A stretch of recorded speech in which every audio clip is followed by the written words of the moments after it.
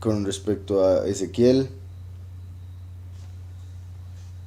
él, como vamos a ver a través de todo el libro, es un profeta al que Yahweh llama comúnmente, constantemente, hijo de hombre. Y como sabemos, hijo de hombre es un término que se utiliza comúnmente con Mashiach. Ahora, hijo de hombre, que en hebreo sería Ben Adam,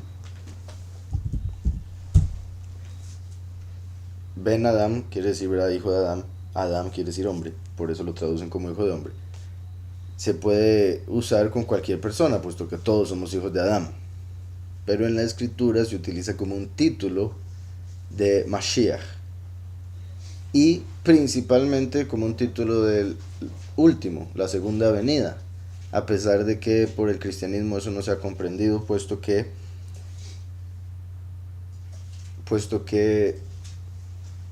solo entienden lo de la primera venida.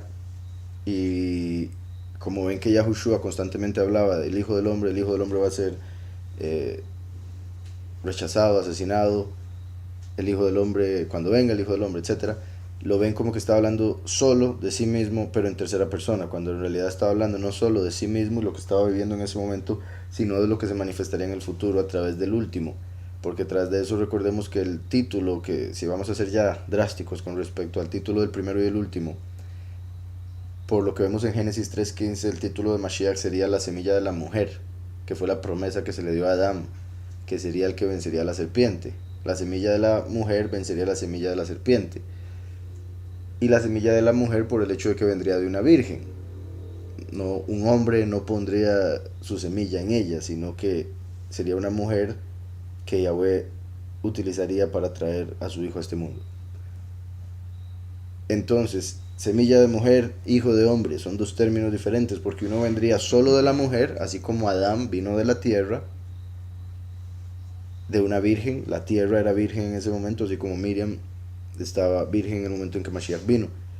Y el último es hijo del hombre. Entonces quiere decir que viene como cualquier otra persona del mundo, que ha venido de Adán. Y por ende, así como Adán tiene pecado, el hijo del hombre tendría que venir como hijo pródigo, que es parte de lo que se enseña, bueno, principalmente en Lucas, ¿verdad? Con la parábola del hijo pródigo. Entonces, también como he mencionado muchas veces, los profetas acostumbran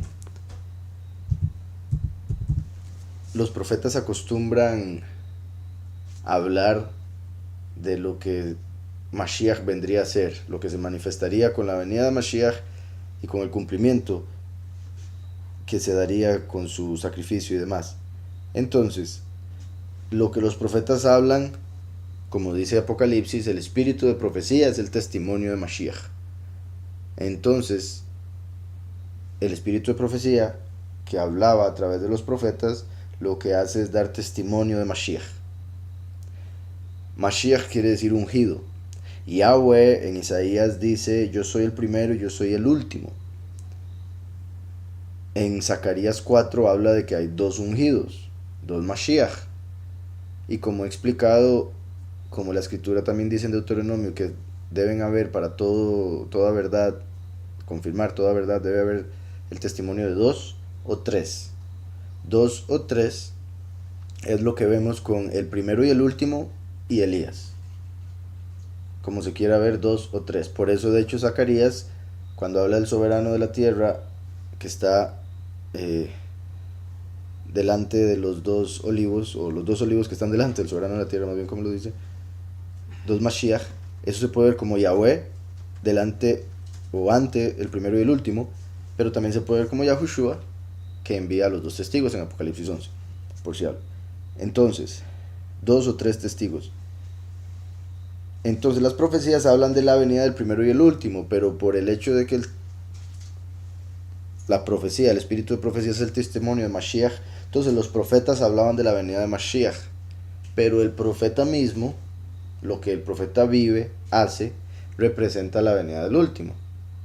Porque recuerden que el último es llamado el profeta, así como Yahushua es llamado Mashiach. A pesar de que, repito, hay varios Mashiach, el mismo David era un Mashiach, Aarón era un Mashiach, porque quiere decir ungido, y fueron ungidos con el aceite de unción. Pero el término Mashiach principalmente se conecta con Yahushua y después todos los que lo representaron en la tierra. Entonces en Juan 1 vemos que le preguntan a Yahohanan el Inmersor o Juan el Bautista que si él era Elías, él dice que no, que si era el Mesías, él dice que no, y después le preguntan que si era el profeta y él dice que no. Entonces hay tres personas que el pueblo esperaba. Aquí la razón por la que él dice que no, ellos preguntaban por el Elías del fin de los tiempos.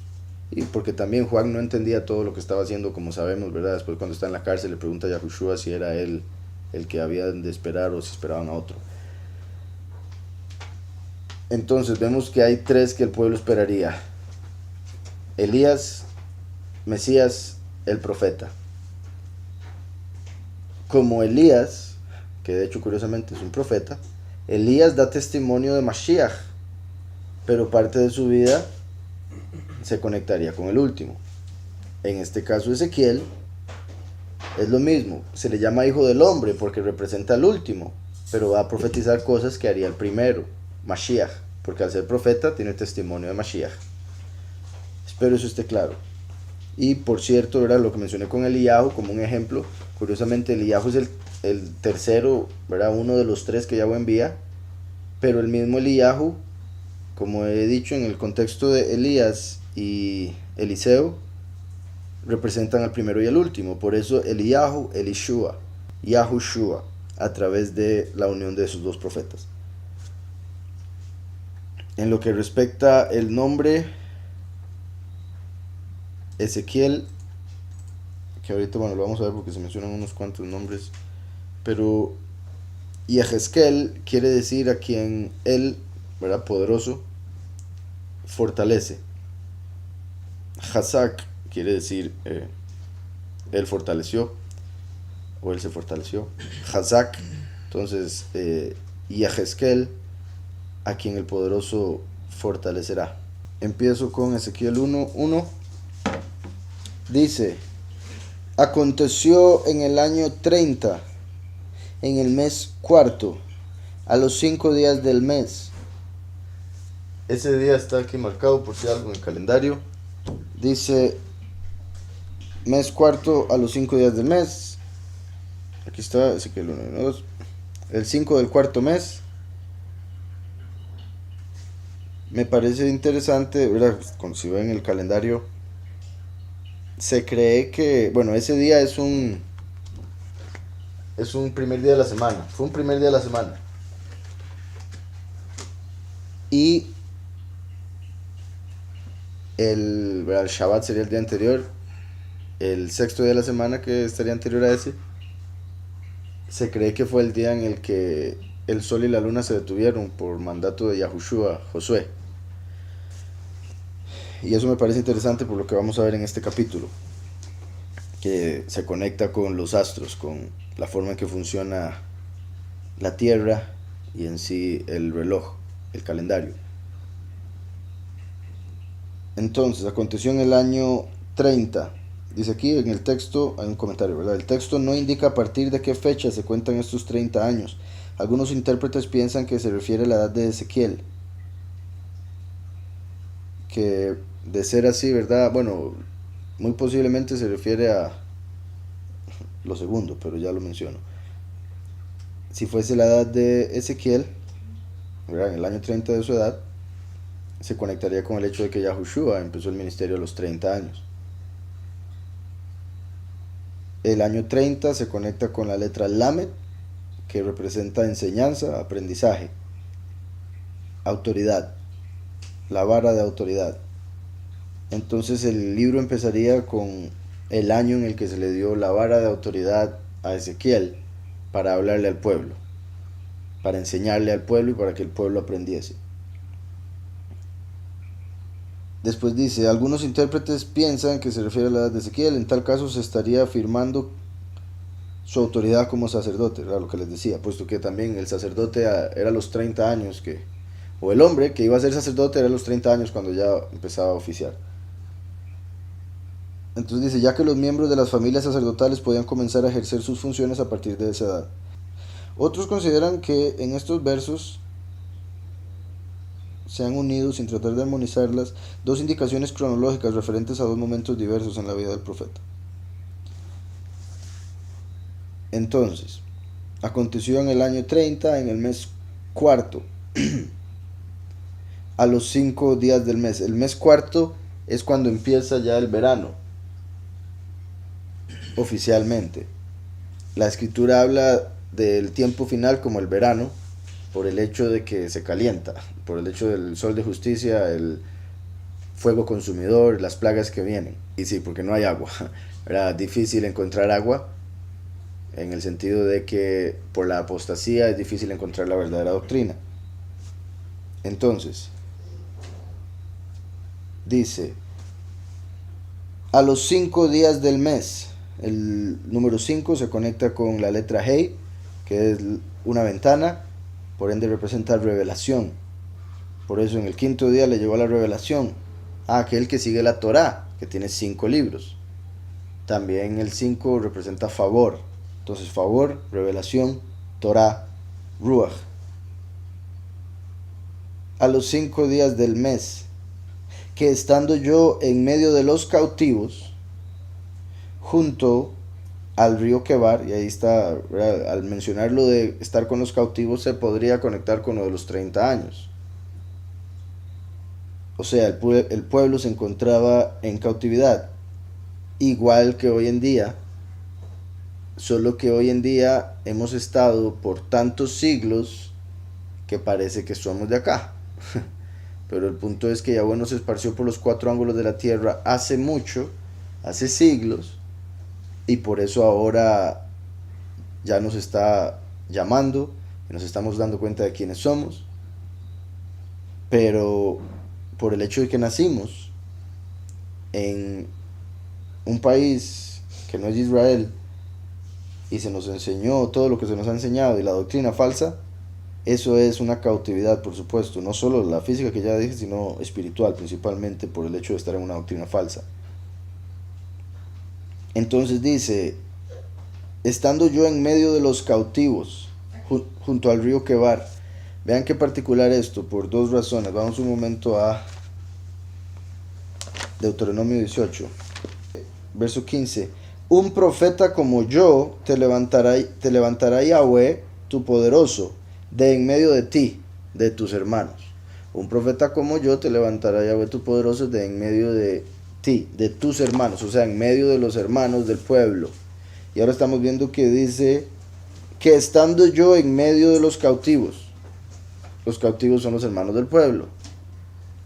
Entonces, obviamente uno puede decir, simplemente estaba así en medio del montón, estaban con todos. Sí, eso es en lo literal, eso es en lo histórico. Estaba yo con todos y empecé a hablar. Pero, llegó ya voy a hablarme. Pero en realidad, en lo espiritual, en la razón clave por la que el Espíritu hace que Ezequiel escriba esa parte así, en medio de, se refiere en el fin de los tiempos, cuando el último se levantaría en medio de Israel cautivo, entre los 4 ángulos de la tierra, para convertirse en el profeta como Moshe, la voz de Yahweh. Por eso Yahweh dijo, levantaré un profeta como tú en medio de tus hermanos. Ahora dice aquí, estaba yo en medio de los hermanos que estaban cautivos. Similar a como Yahweh dice en Isaías, yo soy el primero y yo mismo seré con los últimos. O sea, en medio de los últimos, en el sentido de cuando aparezcan los de la última generación, entre ellos aparecerá el último. Entonces es muy importante que aquí ya lo empieza a conectar con la manifestación del profeta como Moshe. Dice, en 2 de Reyes 24:8 leemos, y Joaquín tenía 18 años cuando comenzó a reinar y reinó en Jerusalén 3 meses. Tan brevísimo reinado terminó en 597 antes de Mashiach, cuando el rey Nabucodonosor penetró en Jerusalén, la despojó de todas sus riquezas y deportó a Babilonia a gran parte de sus habitantes. A Jehoiaquín, rey de Yehudá, a los aristócratas, a los militares y a los artesanos calificados, a todos ellos junto con sus familias. Es muy probable que en aquel entonces entre los componentes de aquella primera deportación figuraba también el Cohen Ezequiel, hijo de Buzí, del cual fue a residir a las orillas del río Quebar, entre sus compatriotas cautivos, y quien allí mismo llamó Yahweh a ejercer el ministerio de la profecía. Y, ¿verdad? Como sabemos, hoy estamos en el Babilonia espiritual, por ende también se conecta con eso, la cautividad en Babilonia, hoy en día espiritual, que confirma lo que decía ahora la doctrina, ¿verdad? De la gran ramera de Babilonia. Aquí me ponen un comentario, dice, en la Hebrea Restaurada, el verso 1 dice, vino a suceder en el año 30, en el quinto día del luna 4, sí, en la, tal vez restaurada por judíos, ¿verdad? Ponen luna 4,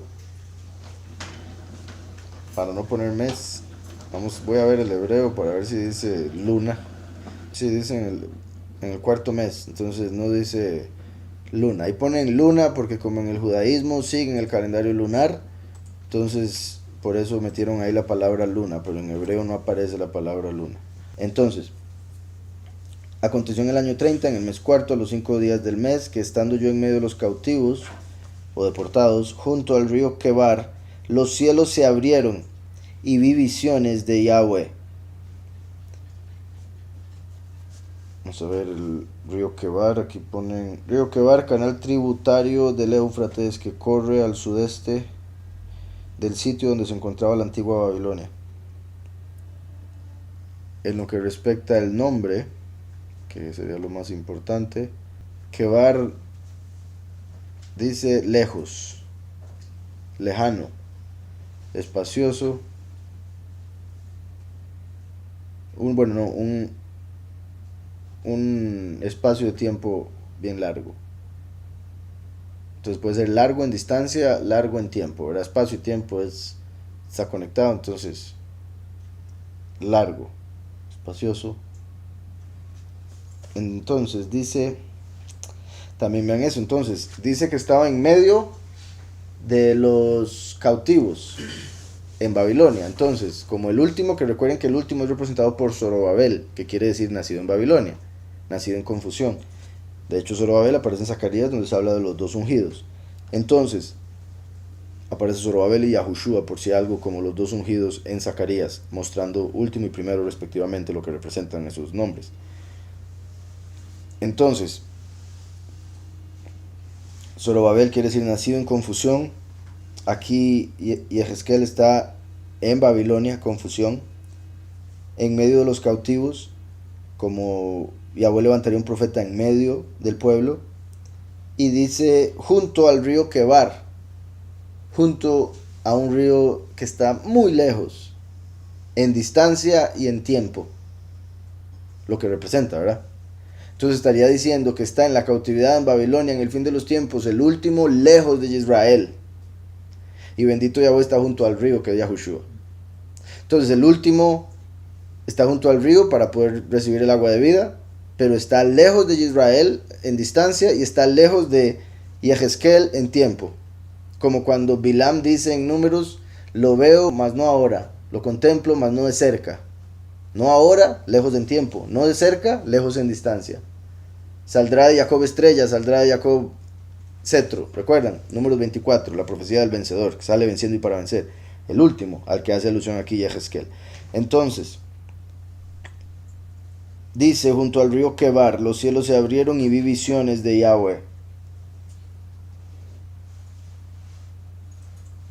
En el quinto año de la deportación del rey Joaquín, de la deportación que veíamos ahora, entonces vemos ya, llevaban 5 años en la deportación. Volvemos a lo mismo del número 5, lo que representa favor, que sería la razón por la que está recibiendo la revelación, que es otra de las representaciones del número 5, revelación. Espíritu. Entonces, en el quinto año de la deportación del rey Joaquín, a los 5 días del mes, vino palabra de Yahweh. Joaquín quiere decir a quien Yahweh levanta. O, vean qué particular, el nombre Yahu sería Yahuyaquín, aunque a veces aparece como Yoyaquín. Yoyaquín sería él establece. Yahuyaquín, Yahweh establece. Y ese Yaquín es Yaquín en realidad, del pilar. Yaquín y Boaz, que mencioné ahora. Yahuyaquín o Joaquín es Yahweh establece como pilar. Entonces, bendito Yahweh, a través del nombre de ese rey, vemos una confirmación de los dos pilares que estaba mencionando ahora del templo, que representan primero y último. Yahuyaquín como el pilar primero, él establece. Buzí quiere decir mi enojo. Si no, dije como mi enojo, pero en realidad sería como mi... Pero es como, o sea, aquello que hace que uno, como el mal que Yahweh desprecia. Se puede ver como a los impíos, el pecado que Yahweh desprecia. Aunque por otro lado, obviamente, en lo que respecta a los malos, desprecian a Yahweh. Entonces, depende cómo se vea, pero quiere decir Buzi, mi desprecio. Más seguro la mamá lo tuvo con alguien que no quería mucho. Voy a poner Buzi. Entonces, dice, vino palabra de Yahweh, no me adelanté, el 5.º año de la deportación del rey Yahuyaquín, aquel a quien Yahweh establece, a los 5 días del mes. Dice, a los 5 días del mes vino palabra de Yahweh al Cohen Yehezkel, hijo de Buzi, hijo de mi desprecio, o hijo del que fue despreciado, que sería como el último, la segunda venida de aquel que despreció el mundo, que rechazó y mató en el madero. ¿Está claro? O se podría ver, si vemos solo los nombres, ¿verdad? Yehezkel Buzi sería como aquel a quien Yahweh fortalece, será despreciado, o aquel a quien Yahweh fortalece, será el que despreciará al impío. Es mi desprecio, ¿verdad? Así como el último es la ira de Yahweh, al decir mi desprecio sería como el que va a despreciar lo que no sirve en este mundo. Por eso es que lo van a ver como el malo, por ser despreciativo hacia el mundo. ¿Sí me explico? Similar a lo que vemos en Zacarías también, de que Yahweh dice, aquellos que se alegraron en el día de las pequeñeces se alegrarán al ver la plomada en la mano de Zorobabel. Aquellos que se alegran de ver que este mundo se va a acabar son los que van a recibir una gran recompensa, y la gente nos ve como locos porque estamos alegres de que se va a acabar, porque piensan que queremos destrucción, cuando no entienden que es por la destrucción de este mundo que queremos que se acabe ya de una vez por todas, para que haya un mundo eterno perfecto donde no haya sufrimiento. Entonces nos malinterpretan, por eso las buenas nuevas son locura para aquel que se pierde, porque aquellos que quieren salvar este mundo que ya está perdido, se están perdiendo y no se dan cuenta porque están perdidos. Entonces, dice, vino palabra de Yahweh al Cohen Yehezkel, hijo de Buzi. Y como sabemos, Yahushua es el sumo sacerdote, por ende, al decir Yehezkel, hijo de Buzi, que era un sacerdote, se puede ver como, vuelvo y repito, la segunda venida. Del que vino antes como sumo sacerdote, ahora viene como profeta. Porque a pesar de que Yehezkel era un profeta, y eso va a ser clave, de que Yehezkel era un sacerdote, y eso va a ser clave a través de la lectura, porque Yahweh pone a Yehezkel a hacer cosas que ningún sacerdote haría. Y eso es clave, porque mucha gente va a reclamarle al último, por ejemplo, el no cumplir la Torá, porque esperan que lo haga como ellos dicen, como dice el Talmud, como dicen los hombres, no como dice Yahweh. Entonces van a decir que rompe la Torá, que no es un verdadero sacerdote, que es esto, que es lo otro, porque vemos en Ezequiel que él era un sacerdote según el mandamiento de ese momento, de la letra, de la carne y todo eso, pero que Yahweh a veces le dice cosas que parecen ir en contra de lo que es la letra, va en contra de lo que ellos entendían por la letra, que es diferente. Entonces él decía, por ejemplo, cuando le dice que cocine con excremento humano, o cuando le dice que haga algunas otras cosas, el profeta le dice, pero yo nunca he hecho eso, no es que yo soy sacerdote. Entonces cuando Yahweh le dice que lo haga, le está diciendo, es que usted no está entendiendo cómo se cumplen esas cosas. Porque si yo le digo que haga algo diferente, estaría rompiendo la Torah y eso sería pecado. Por ende, si le está diciendo que haga algo diferente a lo que él tenía establecido, es porque lo que él tenía establecido no era correcto. ¿Sí me explico? Y Yehezkel, hijo de Buzi, como les decía, entonces él es sacerdote, y eso va a ser importante por las cosas que lo pone a hacer. Curiosamente el último viene como ladrón en la noche, viene como gentil, viene como romano, por eso la gente no lo va a ver como un verdadero sacerdote de Yahweh, no lo va a ver como un levita, porque no es levita, pero viene según el sacerdocio de Melquisedec, que es el que Yahushua dejó. Por ende, para los del mundo no va a ser sacerdote, pero para los que son de Yahweh sí van a poder comprender o ver, entender. Y lo que iba a decir es que a pesar de que Ezequiel es sacerdote, el rol que vemos a través de todo el libro es el de profeta. No todo sacerdote era profeta. Entonces, eso de profeta, ¿verdad? Ese título se conecta con el profeta que había de venir, como Moshe. Entonces, vino palabra de Yahweh al Cohen Yehezkel, hijo de Buzi, en la tierra de los caldeos, junto, ¿verdad? La tierra de los babilonios, junto al río Kebar. Vean que lo vuelve a repetir, ya es la segunda vez que dice junto al río Kebar, como lo dijo ya 2 veces, como la segunda venida, como los 2000 años que habría entre la primera y la segunda venida, y también confirmando que sería lejos en tiempo y lejos en espacio donde se manifestaría. Vean también que dice, vino palabra de Yahweh, no dice vino Yahweh Sabaoth o Yahweh Elohim, dice vino palabra, Dabar Yahweh, que eso quiere decir que vino a Yehezkel y a Yahushua antes de haber encarnado. Porque al inicio, recuerden que los 6000 años se pueden dividir en 2000, 2000 y 2000, aunque no es exacto los 2000, pero me gusta hacerlo así para que quede más entendido. Primero reinó la muerte, que eso fue cuando Samael estaba como poderoso del mundo. Después la ley y los profetas, el acusador como poderoso del mundo. Y después la verdad y el favor cuando vino Yahushua. Los que no están en Yahushua siguen bajo el acusador, pero los que estamos en Yahushua, bendito sea, estamos bajo el favor y la verdad. 2000, 2000, 2000. Entonces,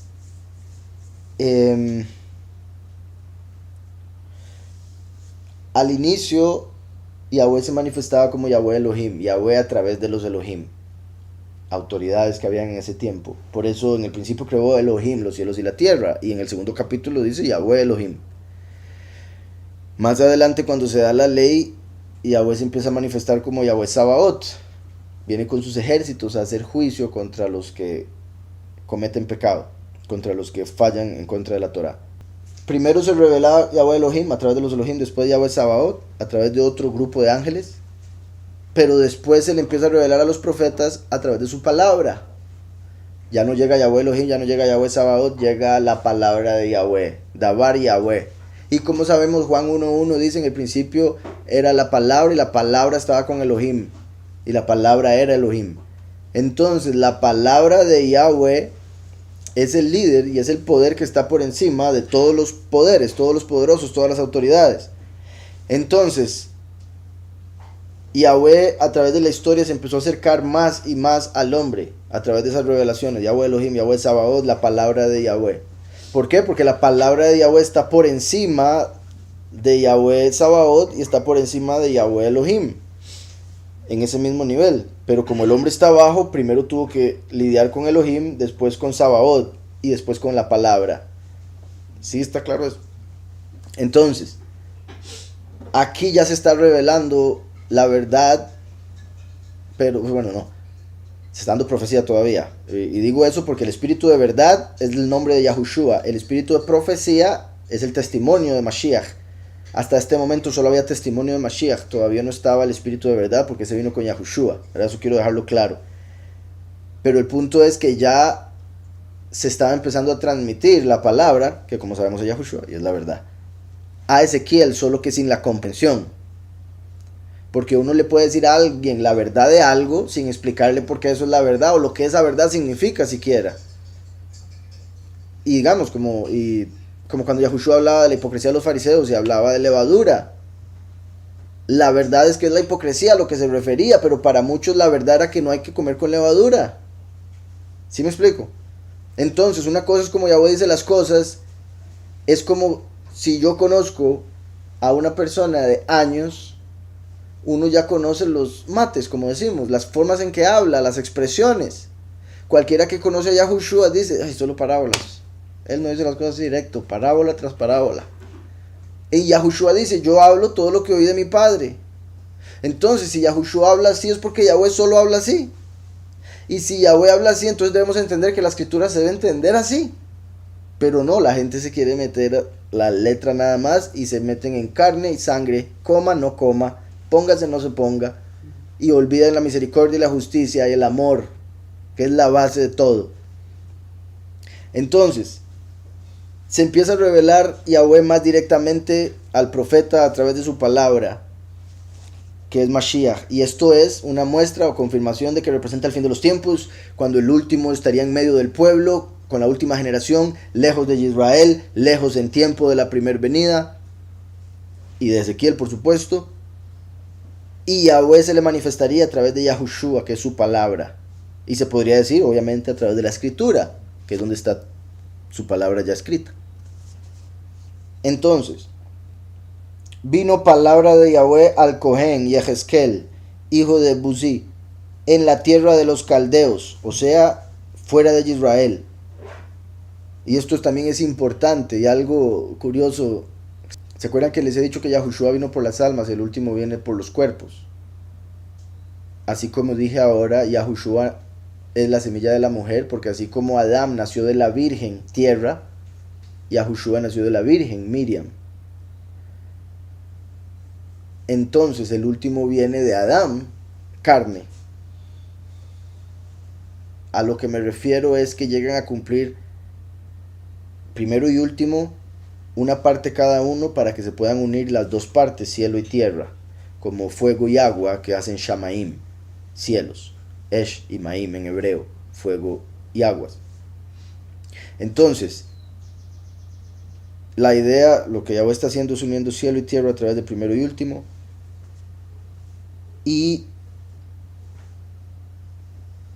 en realidad en el pasado, no solo en el judaísmo, sino en el pasado en general, como Yahweh separó las lenguas en Babel en 70, y a través de esas lenguas se hicieron 70 naciones, ¿verdad? Porque cada nación, dependiendo del idioma que hablaban, se fueron a sus tierras, y Yahweh puso 70 ángeles, uno sobre cada nación, para que las rigiesen, y por ende se llegó a conectar cada ángel con la nación y por ende geográficamente con la tierra que habitaba la nación. ¿Se acuerdan? Bueno, los que han leído parte del libro que he posteado en la página, ¿verdad? Declarando el fin desde el principio. Ahí explico cómo antes se adoraba, digamos, una nación vivía en esta área, había un ángel que estaba sobre esa nación, sobre esa área, y ese ángel hablaba con otro ángel que estaba a su cargo, y ese ángel con Yahweh. Estamos.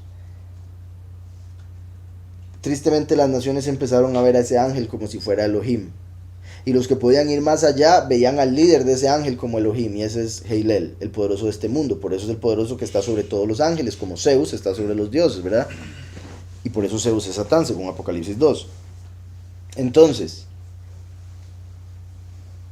está Yahweh sobre Heilel, el poderoso del mundo, y bajo Heilel 70 ángeles, cada nación. Esta nación, digamos, está bajo este ángel, lo empiezan a ver como poderoso, como Elohim, como el Dios. Esta nación ve a su ángel como su poderoso, esta nación ve a su ángel como poderoso. La nación de Israel era la que se suponía tenía que estar directamente bajo Yahweh, a través del ángel Micael. Pero Micael, como David, estuvo primero sujeto a Heilel, así como David estuvo sujeto a Saúl. Por un plan perfecto que el Padre tenía, después Micael desciende y vence al enemigo, al poderoso de este mundo, así como David venció a Goliat. Y bueno, y se dan otro montón de reflejos ahí. Pero el punto al que quiero llegar es que cada nación estaba conectada con Elohim. Y lo que estaba diciendo del libro, así como antes esta nación tenía este Elohim, esta nación tenía este Elohim, cuando las naciones empezaron a mezclar, empezaron a ver conquista y mezclar nación y todo lo demás que se ha dado hasta el día de hoy, en vez de hacer un Elohim, un ángel, el Dios de una nación geográficamente hablando, se llegó a convertir en el Dios de una religión, dependiendo del dogma, dependiendo de la doctrina. Entonces, cuando una persona de aquí, una persona de aquí, una persona de aquí cree en el mismo ángel como poderoso, eso los hace una religión. ¿Estamos? Entonces, lo que antes era por naciones, hoy en día es por religión, en lo que respecta al Dios que adoran. Entonces, eso es muy importante entenderlo. Pero antes era tan por nación como por la letra, que ellos consideraban, ¿se acuerdan lo que hemos visto en el judaísmo de que cuando Jacob iba saliendo de Israel hubo cambio de ángeles? O sea, lo ven súper drástico, que Yahweh solo se encarga de Israel y otros ángeles se encargan de otras naciones. Entonces, si alguien no está en Israel, pues pobrecito, porque está bajo otro ángel. ¿Sí me explico? Y de ahí parte de la historia de Naamán, el sirio, cuando llegó a donde el profeta para que lo sanara, y él acepta a Yahweh como poderoso y pide poder llevarse un saco de tierra de Israel para su casa, porque donde él vivía adoraban otro poderoso y era tierra de otro Elohim. Entonces él dice, no, yo me llevo un poco de tierra y aquí llevo una porción de tierra donde Yahweh va a estar viendo.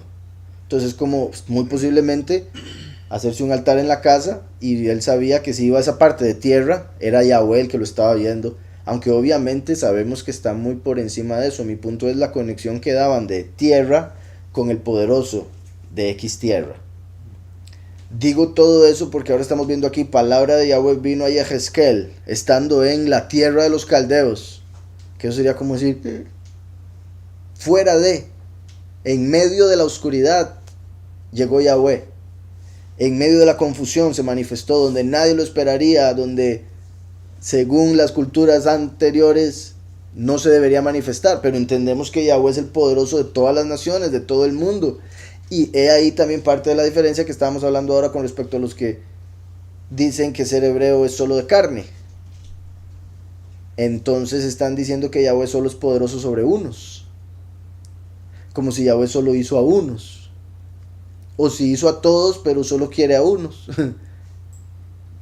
Y tampoco así. O sea, ya hemos hablado del favoritismo, pero ¿cómo es que se aplica? Dice, vino palabra de Yahweh al Cohen Yehezkel, hijo de Buzi, en la tierra de los caldeos, junto al río Kebar.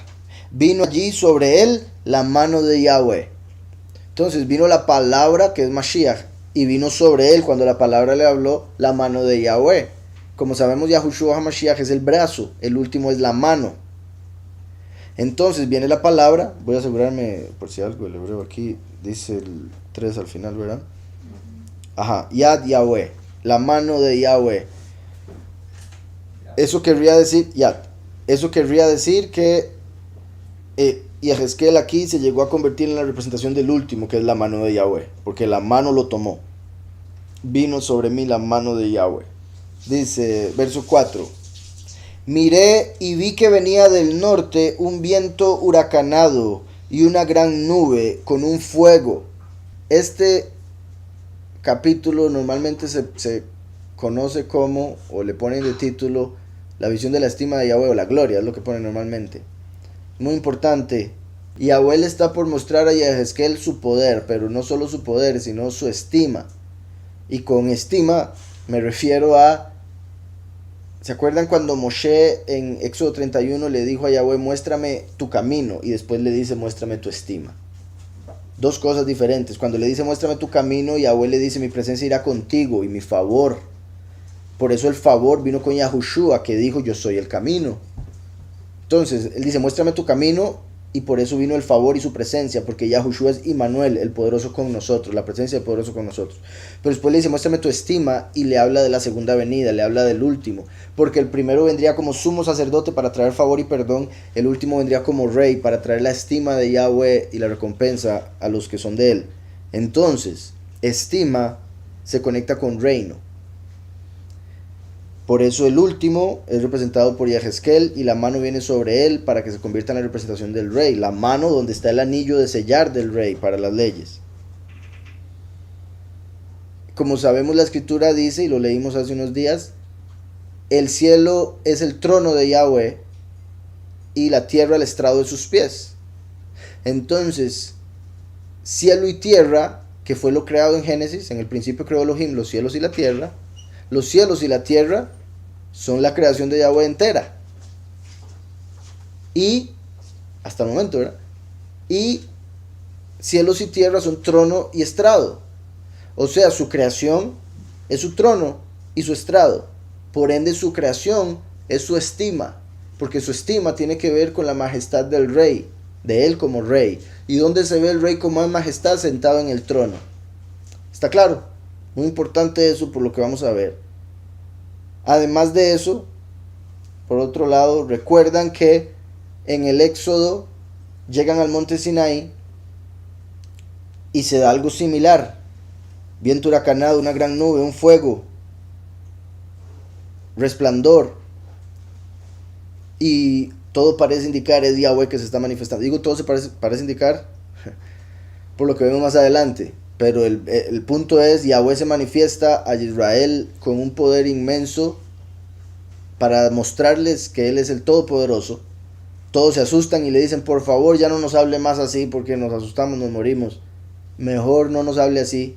Y por eso es que Yahweh en Deuteronomio 18 dice, está bien, ya no les voy a volver a hablar directamente. Voy a enviar un hombre para que sea mi voz. Y ese sería el profeta como Moshe. ¿Está claro eso? Entonces, como ellos deciden, por favor no nos hable así porque nos morimos de miedo, entonces Yahweh promete al profeta como Moshe en Deuteronomio 18.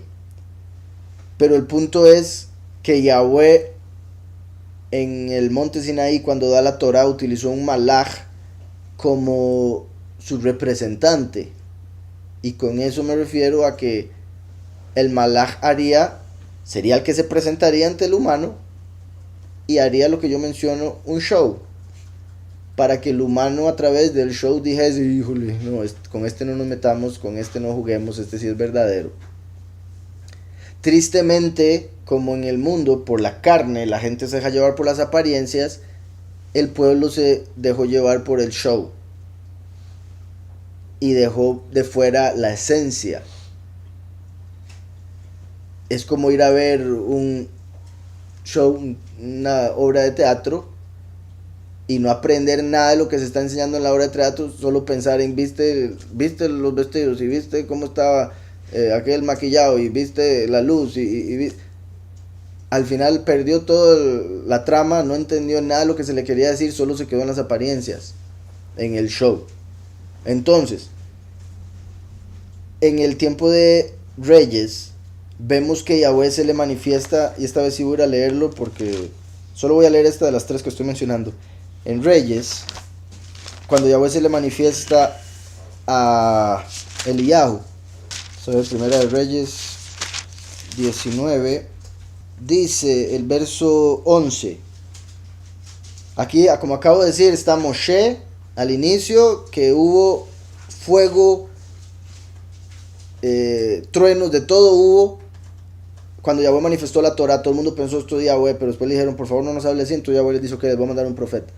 Después, más adelante, en el mismo lugar, en el mismo desierto, en la misma montaña, solo que en la otra cúspide, porque recuerden que el monte Sinaí era Sinaí y Joreb, misma base. Aquí Eliyahu está en Joreb, o sea, Moshe está en Sinaí, él en Joreb, como los dos testigos, las dos cúspides de la montaña. Y Yahweh se le manifiesta de manera similar. Esto es un evento similar al de cuando la Torah se dio. En ese momento pasaba Yahweh, dice el verso 11. Yahweh le dijo, sal fuera y ponte en el monte delante de Yahweh. En ese momento pasaba Yahweh y un viento grande y poderoso rompía los montes y quebraba las peñas delante de Yahweh. Pero Yahweh no estaba en el viento. Ese fue un espíritu que él envió para hacer, como dije ahora, el show. Porque si Yahweh solo nos dice, cualquiera diría, no hombre, ni fuerza tiene. No, hasta habla bajito. Y todo el mundo, o sea, suficientes ateos hay en el mundo, con suficientes milagros que ha hecho Yahweh, con suficientes manifestaciones. Imagínense si no hubiese tomado en cuenta esa parte de que decía ahora, de que los seres humanos se dejan llevar por las apariencias. Entonces, como se dejan llevar por las apariencias, se quedaron en el show, pero aquí Yahweh empieza a hacer una separación. Sí, yo envío un malaj, envío para mostrar mi poder de una manera tangible, pero no se queden en lo material, no se queden en lo físico, no se queden en el show. Dice, en ese momento pasaba Yahweh y un viento grande y poderoso rompía los montes y quebraba las peñas delante de Yahweh, pero Yahweh no estaba en el viento. Tras el viento hubo un terremoto, pero Yahweh no estaba en el terremoto. Tras el terremoto hubo un fuego, pero Yahweh no estaba en el fuego.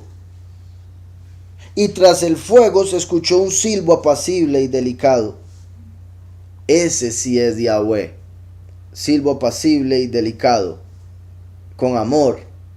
le habla al profeta. Todo lo anterior era el malaj que hace el show y que terminó poniéndose Hollywood en este mundo para engañar a todo el mundo a través de un show. Y después va a ser lo del proyecto Blue Beam y todo eso. Entonces, Yahweh no estaba en ninguna de esas manifestaciones, pero sí era la voz apacible. Dice, tras el fuego se escuchó un silbo apacible y delicado. Tras el fuego, como el fuego consumidor, que es el último. Una vez que se manifieste el fuego, entonces se va a escuchar su voz. Cuando Eliyahu lo oyó, se cubrió el rostro con el manto y salió y se puso a la puerta de la cueva. Entonces le llegó una voz que le decía, ¿qué haces aquí, Eliyahu? Y ahí continúa. Entonces, en el desierto, Moshe llega, temblor, fuego, viento, Yahweh. En el desierto llega Eliyahu, temblor, viento, fuego, pero Yahweh no está ahí. Yahweh se manifiesta como el servidor apacible, hace la separación entre el show y la verdad. Después llega Yahushua, va al desierto y se le manifiesta ¿quién? Satanás. Y lo tienta 3 veces. Una de ellas que se hinque ante él, o sea que lo vea a él como si él fuera Yahweh mismo. Y Yahushua hace la separación. No, porque solo ante Yahweh te hincarás, y usando la Torah le responde. Entonces, con Yahushua ya se ve todo claro, porque con él vino la verdad. Ese malaj que se manifestaba en el desierto, ese show, era el enemigo. Y yo sé que, bueno, ahorita lo estoy diciendo demasiado directo, pero es que es muy importante entender eso. Y por eso vino a tentar a Yahushua. Yahushua lo venció con la Torah misma. Estoy diciendo todo eso, vuelvo y repito, por el show. Vean que se parece. Y por si algo, esto es antes de Yahushua, ¿verdad? Entonces todavía no se había revelado todo eso, pero ya había sucedido lo del Eliyahu al menos. Miré y vi que venía del norte un viento huracanado y una gran nube. Curiosamente, la escritura dice que del norte viene el mal. Eso se confirma o conecta a lo que estaba diciendo ahora. ¿De dónde vino el show? ¿De dónde vino el viento ese? Un viento huracanado y una gran nube, con un fuego envolvente y alrededor de él un resplandor. En medio del fuego algo semejante al bronce refulgente. En medio del fuego, que repito, ahora volviendo a lo que es los símbolos que se toman de lo que ahora estaba llamando show, ¿verdad? Por algo Yahweh utiliza esas cosas. O sea, sí tienen un sentido, pero él mismo después nos revela que no nos debemos quedar atascados en lo que es letra o en lo que es esa parte tangible. Entonces dice, en medio del fuego algo semejante al bronce refulgente.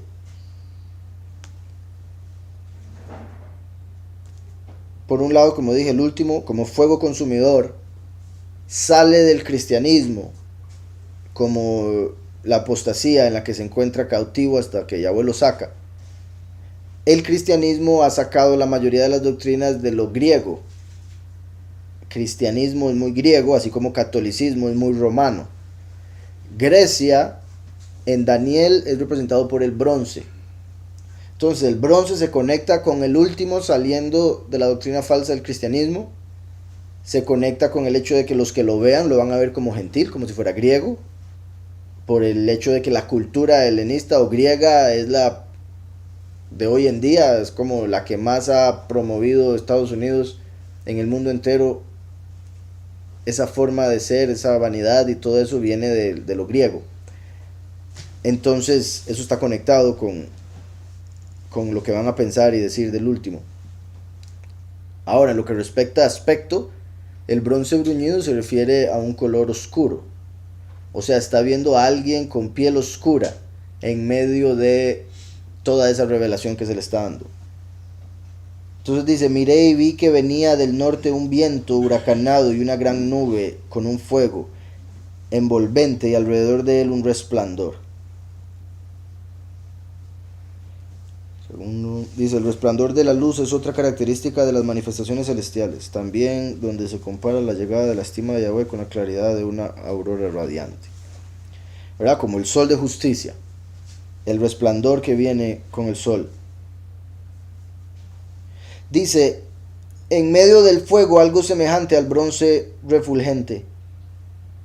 Con eso se refiere como a un horno de bronce, como un horno encendido. Por eso lo del fuego consumidor. Y en medio de todo vi la figura de 4 seres vivientes. En medio de todo vi la figura de 4 seres vivientes. Entonces, primero hasta el momento está viendo un montón de cosas, ¿verdad? Resplandor, fuego, huracán, una gran nube. En medio del fuego algo semejante a bronce refulgente. Igualmente en medio de todo eso, 4 figuras. Dice, y en medio de todo vi la figura de 4 seres vivientes. Estos representan los 4 ángeles que están en las 4 esquinas de la tierra. Los 4 ángulos de la tierra. Los 4 ángeles que están ahí, a los que se les habla en Apocalipsis 7. Ahora, igualmente en Apocalipsis 4, bueno, en Apocalipsis varias partes vemos las 4 criaturas que rodean el trono de Yahweh. Entonces aquí deberemos empezar a hacer conexiones. En Apocalipsis y en otras partes vemos que el trono de Yahweh lo rodean 4 criaturas. Y como dice la escritura, el trono de Yahweh es el cielo y el estrado de sus pies la tierra. Por eso la tierra tiene 4 ángulos donde hay 4 criaturas. Porque, vuelvo y repito, cuando Yahweh envió el trono de Yahweh en los cielos, vio que lo rodean 4 criaturas. Y como la escritura dice que el trono de Yahweh es los cielos, entonces hay 4 criaturas rodeando los cielos, pero desde la tierra, los 4 ángulos. Y eso porque los cielos están establecidos sobre la tierra, por si algo. Por eso lo dije así. Entonces dice, y en medio de todo vi la figura de 4 seres vivientes. Esta era su apariencia. Había en ellos un parecido a seres humanos. Cada uno tenía 4 caras y 4 alas. Aquí se empieza a describir de una manera más concreta la forma de estos seres. Porque en Juan se ve en general. Habían 4 criaturas, una con forma de hombre, otra con forma de león, otra con forma de toro, otra con forma de águila. El hombre representa que vendría como hijo de hombre, que Yahweh se manifestaría como ser humano, Mashiach, Yahushua. El león representa que vendría como león de Yahudá, como el rey. El toro representa que vendría el último de Efraín, y que ambos como siervos. O sea, Yahushua vino de Yahudá, el último de Efraín, león y toro. Pero en lo que respecta a león y toro, son el rey de la selva y el rey de los domesticados, de los animales de campo y demás, de granja y demás. Entonces, león y toro, el hecho de que vino como rey, que vino como siervo, que vino de Yahudá y que vendría de Efraín. Y por último, águila, que viene de los cielos, que viene como mensajero. Entonces, esos son los 4 ángulos de la tierra. Las 4 criaturas que rodean el trono representan a Mashiach como hombre, como rey, como siervo, como mensajero, que vendría de Yahudá y vendría de Efraín. Curiosamente, Rubén se conecta con el hombre. Rubén fue el que metió a Yosef en el pozo y tuvo algo que ver con la muerte de Mashiach, como tribu obviamente. Y por último, Dan, vemos que se conecta con águila, y Dan es el que va a tener algo que ver con la muerte del último. Entonces, las 4 criaturas que rodean el trono, que se conectan también con el hombre, se conecta con el libro de Lucas, el león se conecta con el libro de Mateo, el toro se conecta con el libro de Marcos, y el águila con el libro de Juan. También con las 4 interpretaciones de la escritura, los 4 niveles de interpretación, las 4 letras del nombre, etc. Entonces, por eso estas 4 criaturas aquí, pero aquí las empieza a describir diciendo más bien que cada criatura tiene las 4 características. De hecho, tienen 4 caras. Entonces sería, por decirlo así, cara de hombre, cara de león, cara de toro, cara de águila, con los que estoy diciendo hasta el momento, porque aquí hay una diferencia, por si algo. Y eso quiere decir que si tienen 4 caras, entonces no tienen espalda, porque siempre están viendo para adelante, y eso va a ser importante. Entonces dice, cada uno tenía 4 caras y 4 alas. 4 caras, 4 alas, como las 4 letras del nombre, los 4 niveles de interpretación, los 4 niveles de creación, las 4 criaturas alrededor del trono. Entonces dice, cada uno tenía 4 caras y 4 alas. Sus piernas eran rectas y la planta de sus pies como pezuñas de becerro, que centelleaban a manera de bronce muy bruñido. Vean cómo conectan el bronce muy bruñido con el becerro. Normalmente, ¿verdad? Los becerros pues tienen un color oscuro normalmente, pero, o sea, que es parte de lo que vemos acá, pero está mostrando como el último que viene del becerro.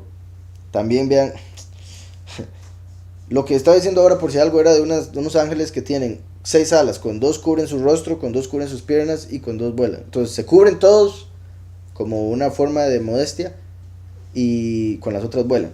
Eso es lo que estaba diciendo ahora. Ahora bien, vean aquí como dice, sus piernas eran rectas y la planta de sus pies como pezuñas de becerro. La planta de sus pies como pezuñas de becerro.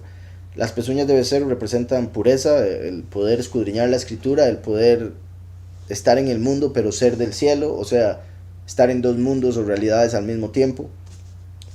Por eso pezuña partida.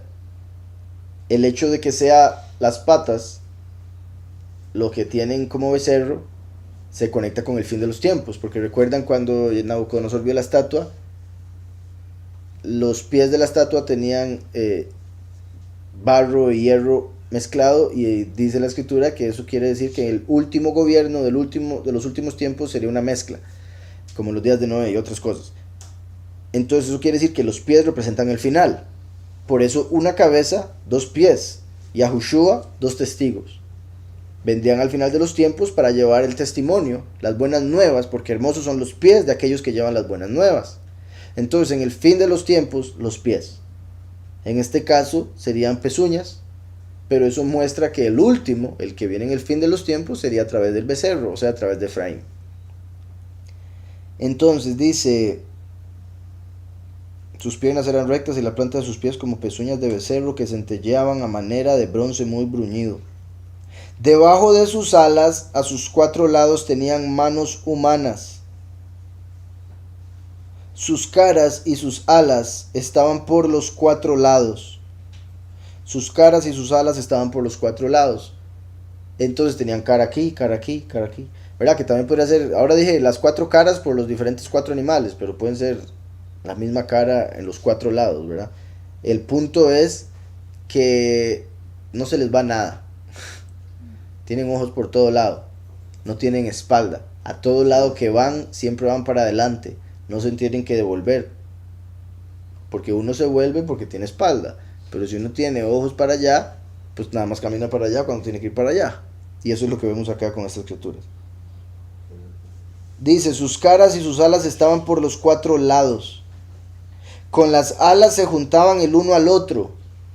Entonces es como si hay 4, cada uno está así y se hace un cuadrado con las alas.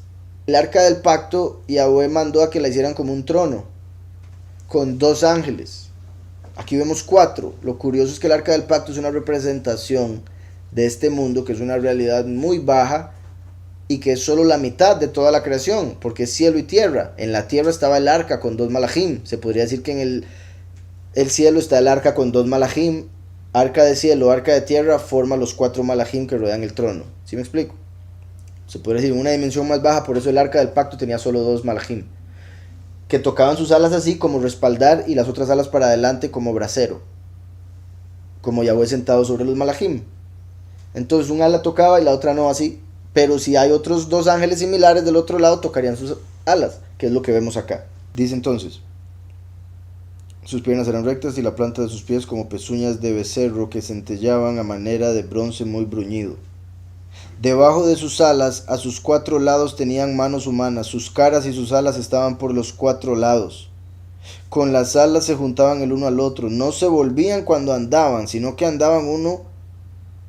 cada uno caminaba derecho hacia adelante. Es el verso al que me refería. Parece extraño, pero si uno sigue la línea se entiende, creo yo, bastante simple. Si tienen cara en los 4 lados, no importa dónde caminen, no tienen que devolverse, siempre están caminando para adelante, porque sus 4 lados son adelante. Entonces no se volvían cuando andaban, sino que cada uno caminaba derecho hacia adelante. también eso querría decir que estaban completamente conectados, por ende se movían completamente juntos para donde fuera que iban. Y siempre había rostro para allá, entonces parecía que iban para, no, parecía no, iban para adelante, donde fuera que estaban. Que eso también le da a la revelación un aspecto de eternidad o de celestial, porque a nosotros se nos hizo una cara, una espalda, una derecha y una izquierda, porque vivimos en un mundo dual, atrás, adelante, derecha e izquierda. Pero el mundo celestial todo es uno, por ende no hay atrás, no hay delante, no hay derecha, no hay izquierda, todo es lo mismo. Por eso estas criaturas celestiales tenían 4 lados, porque no están atadas, por decirlo así, al espacio como nosotros, que allá es atrás, allá es adelante. Sí, me estoy explicando. El aspecto de sus caras era como una cara de hombre y una cara de león. Lo que había entendido ahora con lo que había dicho el hermano, era como si los 4, o sea, porque los 4 tienen 4 caras. Ahora, por lo como lo va a decir, cada cara es de un animal diferente, y el humano, ¿verdad? Humano, becerro, águila, león. Ahora, lo curioso es que, digamos, como a menos de que uno sea muy poco observador o detallista, digamos, todos los perros se ven parecidos, digamos, de una raza, todos se ven parecidos, pero en realidad aquel que es dueño de un perro lo ve diferente a los otros porque le nota algunas cosas. Mi punto es que así como los rostros humanos, todos se parecen porque tienen 2 ojos, una nariz, en realidad todos son diferentes, y eso muestra lo poderoso del Padre. De ahí lo que estaba viendo con la pregunta que hacías, de que quién sabe si tenían exactamente el mismo aspecto los 4 malajim, porque por la forma en que lo está describiendo, o si la cara de león de uno era diferente a la cara de león del otro, la cara de toro era diferente a la cara de toro del otro, ¿sí me explico? Como un toro es diferente de otro. Entonces, pero dice aquí, el aspecto de sus caras era como una cara de hombre, una cara de león al lado derecho de las 4. Obviamente, a como él lo estaba viendo, porque si no tienen lados, ¿cómo va a ser la derecha? Porque siempre caminan para adelante. Entonces el punto es, ya sea, lo estoy viendo así, entonces la derecha sería ya de acuerdo a la cara de humano, como obviamente dándole autoridad al ser humano, porque el humano tiene autoridad sobre los animales, por ende dice, la cara de humano es la principal. Por eso a la derecha de la de humano estaba el león. Entonces, león al lado derecho de los 4, y como una cara de buey a la izquierda de los 4, ¿verdad? O becerro. Además los 4 tenían una cara de águila. Ahí lo vemos, hombre, león, toro, águila, que representa, repito, Mashiach como hombre, Mashiach como rey, Mashiach como siervo, Mashiach como malach, como ángel, mensajero. Entonces, dice, así eran sus caras. Cada uno tenía 2 alas extendidas por encima, las cuales se tocaban entre sí, y con las otras 2 cubrían sus cuerpos. Entonces, 2 de sus alas funcionaban como vestimenta, para cubrirse, que es una, repito, representa modestia, representa mantenerse apartado. Entonces se cubrían con sus alas y con las otras 2 estaban volando. Cada uno tenía 2 alas extendidas por encima, las cuales se tocaban entre sí, y con las otras 2 cubrían sus cuerpos. Y bueno, dije volando, pero el hecho de que se están tocando entre sí, podrían mantenerse quietas, ¿verdad? Y que volasen de otra manera, como vamos a ver ahora. Dice, cada uno caminaba derecho hacia adelante, hacia donde el Espíritu los llevaba. Ellos iban y no se volvían a andar, al andar. Entonces el Espíritu era el que los movía a los 4 juntos. Por eso, como decía, se tocaban las alas, entonces era como si estuvieran así un cuadrado, y se movía para donde el Espíritu los llevase, todos juntos, siempre para adelante, porque para ese lado tenían rostro. Entonces, digamos, se mueven para acá, rostro de hombre, se mueven para allá, rostro de león, se mueve para allá, el rostro del toro, se mueve para allá, el rostro de águila. Y dice, cada uno caminaba derecho hacia adelante, hacia donde el Espíritu los llevaba, ellos iban y no se volvían al andar. En cuanto a la semejanza de los seres vivientes, su aspecto era como de carbones de fuego encendidos.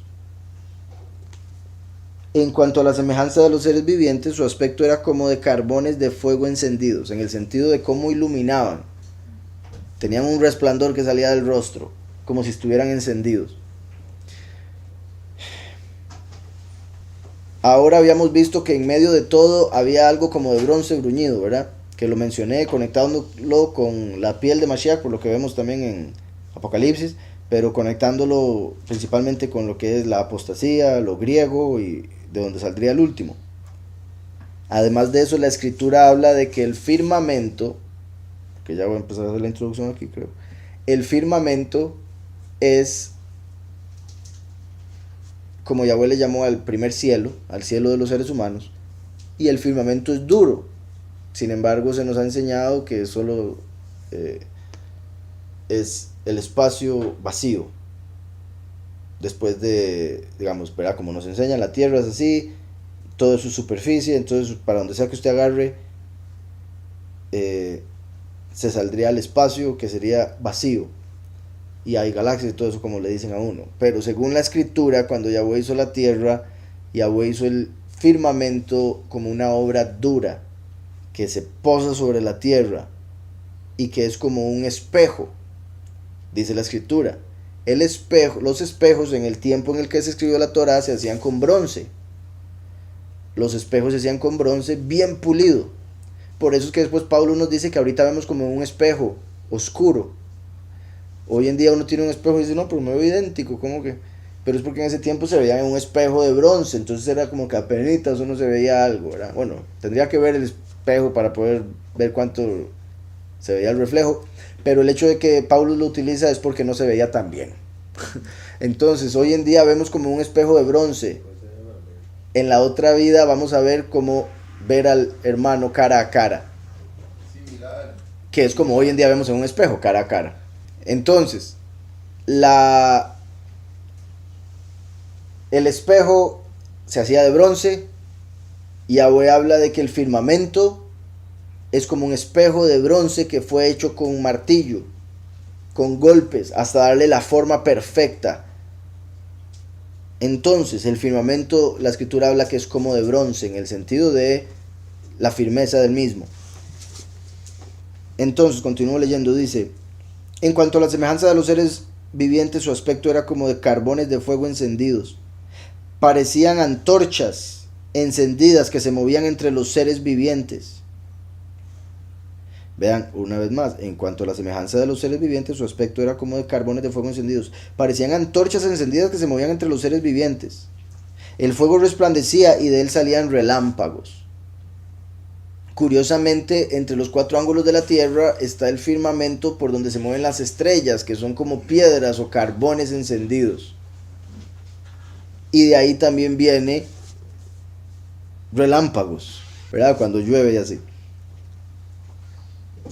Parecían antorchas encendidas que se movían entre los seres vivientes. El fuego resplandecía y de él salían relámpagos. Los seres vivientes corrían y regresaban a semejanza de relámpagos. Eran rapidísimos.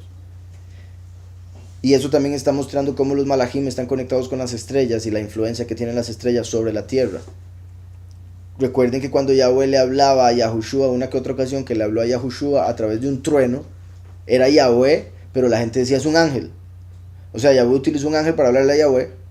La gente no lograba comprender la diferencia que habría entre el ángel, entre Yahweh y el aspecto natural de un relámpago. Entonces, dice, los seres vivientes corrían y regresaban a semejanza de relámpagos. Mientras yo miraba a los seres vivientes, he aquí una rueda sobre el suelo.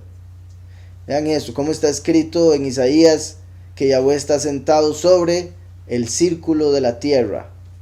No dice, como lo interpretan muchos, sobre la esfera de la tierra. Dice el círculo. Círculo es bidimensional, esfera es tridimensional. Entonces, cuando Yahweh hizo la tierra, hizo un círculo.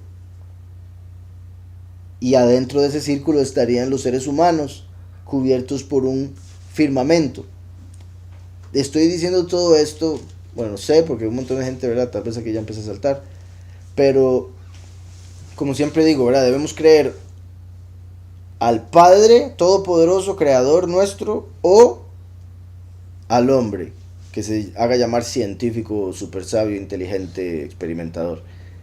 O le creemos al Creador o le creemos al creado, al Creador o la creación. Obviamente debemos creer al Creador, pero la gente no quiere. La gente cambia las palabras de Yahweh para que se parezcan a las de los científicos. Pero la escritura dice, maldito el hombre que confía en el hombre. La escritura dice aquello que ellos llaman ciencia, falsamente, por si algo. Entonces, la escritura nos deja claro que en este mundo engañan porque está bajo el padre de la mentira, Satanás, el poderoso de este mundo. Por ende, ¿qué se puede esperar? Mucha gente, por miedo a vergüenza, por miedo a que le vacilen y demás, no se atreve a creer en la verdad, no se atreve a hablar de la verdad, no se atreve a investigarla porque le da miedo darse cuenta que está equivocado, que por tanto tiempo lo habían engañado, o darse cuenta que ahora va a tener que decirle a todo el mundo, bueno, empezar a, repito, a defender lo que cree, y ya solo eso hace que mucha gente diga, no, mejor me quedo calladito. Pero o le creemos al Padre o le creemos al hombre. Claramente debemos creerle al Padre. Y este es un capítulo que, por si algo con respecto a lo que tiene que ver con la forma de la Tierra, que hasta hace unos años empezó a salir nuevamente esa información. Curiosamente, cuando esa información salió nuevamente, yo estaba pasando por algo ahí que me tomé un tiempo para solo ver cosas, dejé de leer. Bueno, o sea, leía cosas en la internet, eso sí, ¿verdad? Pero decía yo no libros. Entonces me metí en la internet a ver de lo de la Tierra, después de que yo decía que esa estupidez, ¿por qué como que la forma de la Tierra? ¿Qué están diciendo ahora? Están locos. Pero estaba pasando por tanta cosa que dije, bueno, tengo tiempo, voy a verlo. Y empecé a verlo y me di cuenta que, o sea, que nos mienten montones y que hay muchas pruebas, pero que la gente no las investiga. Muchas veces por eso mismo que yo estaba haciendo al principio. ¿Qué es esta tontera? ¿Qué es esta loquera? ¿Cómo se les ocurre? ¿Verdad? Porque a todos se nos enseñó lo mismo. No es como que uno desde niño le enseñaron lo otro y que ahora la gente, o sea, lo digo así porque la gente, cuando uno les dice lo de la forma de la Tierra, dicen, ay, pero ¿y usted cómo se le ocurre con eso? Si todo el mundo sabe que es, ¿verdad? Es como si uno no supiera también lo que ellos saben. Pero bueno, entonces voy. Digo todo eso porque después de que Yahweh me llevara por ese camino a saber de eso, estudiar de eso, yo dije, ok, voy a tomarme mi tiempo para leer la escritura, a ver qué dice Yahweh por encima de lo que diga el hombre, y me convenció Yahweh, en el sentido de que era cierto lo que había estado estudiando al respecto. Ahora, después de haberme dado cuenta de eso fue cuando Yahweh me llevó a Ezequiel 1 y me hizo ver Ezequiel 1 de otra manera completamente diferente. Antes yo veía Ezequiel 1 como una revelación muy poderosa que no se entendía muy bien, que era el punto, además de que Yahweh es poderoso, y que mucha gente lo tomaba para decir eso fue una manifestación alienígena del pasado, ¿verdad? Y que mucha gente lo utiliza para decir, ve que los ovnis existen. Entonces sí, los ovnis existen, pero no son extraterrestres de otro planeta como nos dicen, son extradimensionales, extraterrestres en el sentido de que vienen del cielo, son ángeles caídos. En el caso de los extraterrestres de hoy en día, no estos, ¿verdad? Estos no eran ángeles caídos, pero eran ángeles. Entonces estos ángeles se manifiestan y para los de hoy en día estos eran extraterrestres. Así es como hoy en día llamarían una manifestación de ángeles, sí. Entonces sí hay una realidad en eso, pero no hay que darle fuerza al pensamiento de que vienen de otro planeta o de que son otra civilización aparte a la humana que está visitando. No, son seres que sirven al Todopoderoso o se revelaron al Todopoderoso, que vienen a los humanos ya sea a darles una revelación del Poderoso o a desviarlos del Todopoderoso. Muy importante con respecto a la profecía y cómo funciona. No necesariamente, y digo no necesariamente porque obviamente Yahweh todo lo puede, él puede hacer lo que él quiera, pero en general, la regla, en general, lo más común es que esto no estaba pasando físicamente o literalmente, no necesariamente, ¿verdad? Me refiero a ángeles bajando ahí literalmente, porque dice que la visión se le dio a Ezequiel. Entonces, y estaba en medio de los cautivos. Los cautivos no vieron. Entonces pudo haber estado Ezequiel, ay, ¿qué es esto? Y los cautivos, pero no lo podemos entender, o no deberíamos entenderlo de una manera literal. Se abrieron las nubes y se vio lo que estaba encima. Sino se abrió la mente para ver la otra realidad, la eterna. Y Yahweh utiliza la imaginación del ser humano para proyectar en la mente imágenes, para que el ser humano entienda lo que se le está diciendo a través de esas imágenes que se proyectan en su mente, como con el ojo ¿verdad? La glándula pineal, por ejemplo. Entonces, no es que él esté viendo algo físico, está viendo algo en su mente que lo hace entender aquello que no es físico, aquello que es invisible, aquello que es espiritual. Se le dan 4 caras para aquellos que tenemos cara, entendamos en sí cómo esas criaturas funcionan. Pero el punto es que vienen de una realidad invisible, pero se vuelven visibles para aquellos que somos imágenes, porque si no, no podríamos comprender aquello que es invisible, a menos de que se nos muestre a través de una imagen, como por ejemplo una parábola, es una imagen. Yahushua pone una imagen en la cabeza de alguien que trabaja de tal manera, y uno dice, ok, eso yo lo entiendo, sí, yo he trabajado, y he visto lo que pasa, entonces, ok, entonces entiendo la enseñanza, el aspecto espiritual, lo invisible, lo entiendo a través de la imagen que me puso en la mente con la parábola. ¿Sí me explico? Es algo similar las visiones que se le dan a los profetas. Ahora, como yo he dicho, una cosa es el cielo, el tercer cielo, que es completamente invisible. Otra cosa es el cielo de los hombres, el primer cielo, que es completamente visible. De hecho, son lumbreras, y de las lumbreras sale luz para que podamos ver. En el medio es el segundo cielo. El segundo cielo es invisible para los hombres, pero en su propia realidad es visible, porque tiene un tipo de materia oscura, o el otro tipo de materia que están tratando de encontrar con el colisionador de partículas. Entonces es visible en su propia realidad, tiene un tipo de materia, pero es una materia contraria a la materia de esta realidad que es visible para nosotros. Por eso se le llama materia oscura, dark matter, que es la que no podemos ver, pero es algo que sí existe. Y eso sería el segundo cielo, y de aquello de lo que ellos están hechos. Para nosotros es invisible, pero en su realidad es visible. Ellos sí se ven entre ellos. ¿Pero por qué para nosotros es invisible? Porque esa realidad representa la realidad de arriba, que es la verdaderamente invisible en todo lo que invisible significa. Cuando lo interrogan, ¿verdad? Que está el vidrio que parece un espejo, pero del otro lado sí se puede ver para acá. Entonces, de un lado sí se atraviesa, del otro se devuelve, se refleja. Exactamente, en cierta forma... sí, es como los ángeles viendo, atravesando, y los hombres cuando vuelven a ver, lo único que ven es un reflejo de sí mismos, que es la materia. ¿Se acuerdan lo que hablé ahora de que los pies representan el fin? Como los 2 testigos, los 2 pies. Y justos, rectos, que sería lo que representaría al ver los pies rectos, al igual que estaban separados en la pezuña partida, que es lo que representa ser de 2 lugares, ser del cielo, estar en la tierra, ser embajadores del cielo en la tierra. Y eso, ¿verdad? Le daría entonces, quitaría eso que estaba, esa idea que puse ahora en las mentes, de si fueran solo piernas rectas, más bien eran los pies. Entonces sí, habría la posibilidad de inclinarse, ¿verdad? Porque también eso va con lo otro que vemos en la escritura de que toda rodilla se doblará.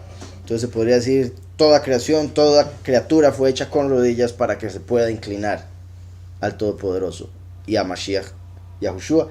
Y por eso aún los animales que están ya inclinados de 4 patas tienen también rodillas para inclinarse un poquito más. ¿Han visto las ovejas, por ejemplo, cómo hacen? Entonces, mientras yo miraba a los seres vivientes, he aquí una rueda sobre el suelo junto a los seres vivientes a los 4 lados. Entonces, se puede ver de 2 maneras. Y ya vamos a ver por qué digo la otra. Como una rueda, como están los 4 así, la rueda estaría al lado de los 4, porque cada uno estaría delante de la rueda, si es que la rueda está en medio. Y lo digo así por el hecho de que Yahweh hizo el círculo de la tierra y puso 4 ángulos, 4 ángeles en cada esquina. Entonces una esquina es un cuadrado, por ende, hizo un cuadrado, puso un ángel en cada esquina, y después trazó un círculo en medio, y ahí sería la tierra. Proverbios 8:25 dice: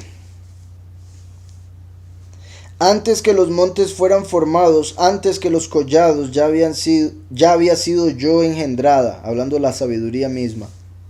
Cuando él aún no había hecho la tierra ni los campos, ni el principio del polvo del mundo. Cuando formaba los cielos, allí estaba yo. Cuando trazaba el círculo sobre la faz del abismo, como con un compás. Por eso es que, ¿verdad?, los masones que llaman a Lucifer el arquitecto del universo utilizan compás y escuadra. La escuadra para el cuadrado con los 4 ángulos y el compás para el círculo en medio. Curiosamente lo llaman el arquitecto del universo, y es él el que inventó el universo de la NASA, la esfera. Pero con el mismo símbolo de ellos se ve que saben. Dice, cuando formaba los cielos, allí estaba yo. Cuando trazaba el círculo sobre la faz del abismo, cuando afirmaba los cielos arriba, cuando afirmaba las fuentes del abismo, cuando fijaba los límites, y ahí continúa, es buenísimo. Entonces dice, mientras yo miraba a los seres vivientes, he aquí una rueda sobre el suelo junto a los seres vivientes a los 4 lados. El aspecto de las ruedas y su estructura era semejante al color del crisólito. Ahora dice ruedas en plural, entonces podría entender como una rueda a la par de cada malaj. Pero también, como vamos a ver, cada rueda trae una rueda dentro. Ofanim. Ofan sería rueda, ofanim, ruedas. Pero ese es un nombre de un tipo de ángel. Hay 9 tipos de ángeles que vemos en la escritura llamados por nombre. Ofanim es uno de ellos. Entonces hay un tipo de ángel que tiene forma de rueda. Así de simple. Una rueda dentro de otra rueda. De ahí, como vamos a ver, hay quienes sacan lo de los ovnis. Porque muchos ovnis, como platillos voladores, se ven como una rueda dentro de otra rueda. La rueda donde están las ventanas y la rueda que da vueltas para volar. Entonces muchos toman estos ofanim como si fueran lo que hoy en día se toma como ovnis, ¿verdad? Entonces, objeto volador no identificado. Dice, el aspecto de las ruedas y su estructura era semejante al color de crisólito. Las 4 tenían un mismo aspecto. Su apariencia y su estructura era como una rueda metida en otra. Una rueda metida en otra. Recuerden, ¿verdad? Son 4 ángeles, entonces hay una rueda para cada ángel. Y cada rueda tiene una rueda dentro de otra. También, si empezamos a verlo en cierta forma, aquí se le está mostrando a Yehezkel la tierra, la creación. Y está viendo rueda dentro de otra rueda, conectada con estos malajim en los 4 ángulos, como las 4 estaciones, ¿verdad? Primavera, verano, otoño, invierno. Cada estación es un periodo de 3 meses, como una rueda, un círculo que tiene que cumplirse, un ciclo. Cada estación es un ciclo de 3 meses. Curiosamente, 3 meses es un ciclo, pero hay 3 de ellos dentro. Entonces, como la rueda que da vueltas dentro del otro círculo es como cada mes. A lo que voy con esto es que el que hayan 4 ruedas se conecta con las 4 estaciones. Círculo dentro de un círculo se conecta con 3 meses dentro de cada estación. Círculos dentro de círculos. Así como un reloj, para que funcione bien, necesita círculos con círculos que hacen que se vaya moviendo todo el reloj a la perfección. ¿Sí me explico? Engranajes. Entonces dice, el aspecto de las ruedas y su estructura era semejante al color del crisólito. Las 4 tenían un mismo aspecto, su apariencia y su estructura era como una rueda metida en otra. Cuando andaban se movían hacia sus 4 costados, no se volvían al andar. Lo mismo que los malajim, sucedía lo mismo. En lo que respecta a una rueda, pues no se puede hablar de que tenga costado como tal, en el sentido de que igual que las caras, para donde sea que vayan, están yendo para adelante. Sus aros eran altos y terribles o espantosos, y llenas de ojos alrededor en las 4. Entonces uno se imagina algo rarísimo, porque ojos, uno escucha ojos y solo se imaginan algo similar a esto. Sin embargo, los ojos son las ventanas del alma. Entonces, como decir, estaba rodeado de ventanas, todo el círculo. Círculo de adentro, rodeado de ventanas, y el círculo de afuera da vueltas. Suena ovni. Entonces, los ojos son las ventanas del alma. ¿Por qué? Porque a través de las ventanas de una casa uno ve afuera, o algunos ven para adentro. Pero una casa tiene ventanas para ver para afuera. Los ojos son las ventanas del cuerpo para que el alma pueda ver el mundo donde está. Entonces, al decir ojos se refiere a las ventanas de esas ruedas, por donde los espíritus que estaban adentro eran capaces de ver su exterior. Y repito, esto de verdad se puede conectar mucho con lo que se conoce como ovnis. Dice, los aros eran tan altos que eran terribles.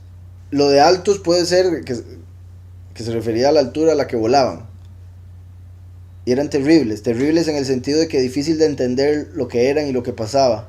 Estaban llenos de ojos todo alrededor.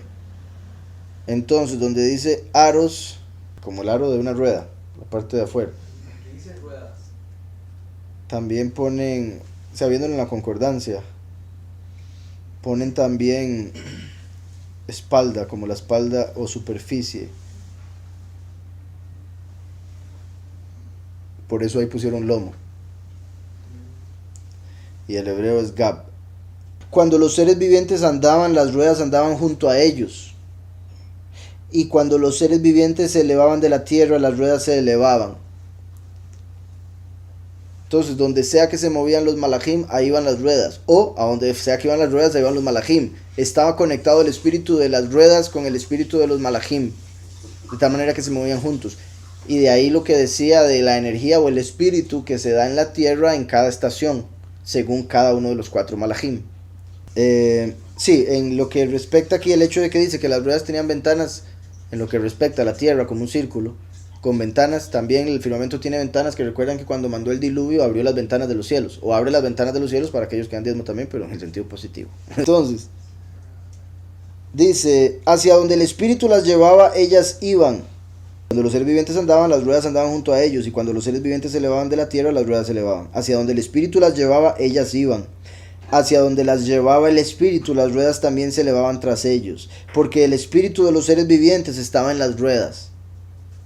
Cuando ellos andaban, andaban ellas, y cuando ellos se detenían ellas. Asimismo, cuando se elevaban de la tierra, las ruedas se elevaban tras ellos, porque el espíritu de los seres vivientes estaba en las ruedas. Y eso, si hablamos de que efectivamente se ha manifestado a través de algunas de las cosas que llaman ovnis, ¿verdad? Que he dicho mucho que hay 2 tipos de ovnis, unos que sí son hechos en la tierra por el sistema, con el conocimiento que han obtenido los ángeles caídos con respecto a tecnología avanzada, y otros que no se pueden explicar con las leyes de esta naturaleza, las leyes de la física, y esos son porque son extradimensionales. Bueno, no, pero me refiero a ovni, me refiero al vehículo, no al extraterrestre que lo maneja. Pero aún, digamos, de los aliens se dice que son un tipo de híbridos, un cuerpo que hicieron aquí para poder ellos, o sea, que son como avatars de los ángeles caídos. Se dice que los greys, los aliens grises, se dice que son avatars de los ángeles caídos. Y digo avatar, bueno, por lo que significa la palabra y por si han visto la película Avatar, ahí se entiende. Vean estos, que eso era lo que iba a decir ahora. Normalmente, en lo que respecta los ángeles, o sea, los ovnis extradimensionales, no los ovnis que son hechos por tecnología avanzada, sino extradimensionales, esos ovnis es posible que sean estos ofanim, y que no necesariamente son vehículos de nada o de nadie, sino que parecen vehículos, pero esos son, o sea, esa es la criatura, tiene forma de platillo. Uno, por cómo uno anda en carro, uno piensa que tiene que haber un ser adentro, pero en realidad el platillo sería ya un ser, según lo que estamos viendo aquí. ¿Sí me explico? Y curioso lo que estaba viendo el hermano que confirmaba eso, que son su propio vehículo. Entonces, y se puede entender porque en realidad el cuerpo es un vehículo. Solo que como uno se mete con este cuerpo en el carro, otro vehículo, entonces ya paradoja ahí. Pero si entendemos que este cuerpo es un vehículo, entonces el cuerpo de unos malajim, que también es un vehículo, tiene forma de rueda, con una rueda adentro, con ventanas y demás. Entonces dice, las ruedas se elevaban tras ellos porque el espíritu de los seres vivientes estaba en las ruedas. Sobre las cabezas de los seres vivientes había una bóveda. Aquí está ya donde se empieza a poner lo que les he venido explicando hasta el momento de la tierra. Sobre las cabezas de los seres vivientes había algo como una bóveda a manera de cristal maravilloso, extendido por encima de sus cabezas. Cristal maravilloso, como el... Voy a ir un momento a Apocalipsis 15, rápidamente. En Apocalipsis 15 dice: vi en el cielo otra señal, grande y admirable, 7 ángeles con las 7 plagas postreras, porque en ellas se consumaba la ira de Yahweh. También vi como un mar de vidrio en el cielo, un mar de vidrio mezclado con fuego, agua y fuego, shamaim, de vidrio, o sea, duro, pero como cristal. Y a los que habían alcanzado el triunfo sobre la bestia y su imagen, sobre su marca y el número de su nombre, de pie sobre el mar de vidrio, de pie sobre el mar de vidrio, y con las arpas de Yahweh, y cantan el cántico de Moshe, y siervo de Yahweh, y el cántico del Cordero. Entonces, volviendo aquí, dice, sobre las cabezas de los seres vivientes había como una bóveda a manera de cristal maravilloso. Esta bóveda de cristal maravilloso representa o es el firmamento, que Yahweh le estaba dejando a Yehezkel ver. El firmamento, una obra como de cristal maravilloso, como un mar de vidrio. Curiosamente, Yahweh, cuando hizo Génesis, en Génesis hizo el firmamento, separó las aguas de arriba de las aguas de abajo. O sea, arriba del firmamento hay aguas, por eso como un mar también. Los 4 ángeles estaban como un cuadrado, ¿verdad? Porque tocaban sus alas en ángulo de 90, como los 4 ángulos de la tierra. Ahora nos dice que encima de las cabezas había una bóveda. Eso sería el firmamento, que cubre los 4 ángulos de la tierra.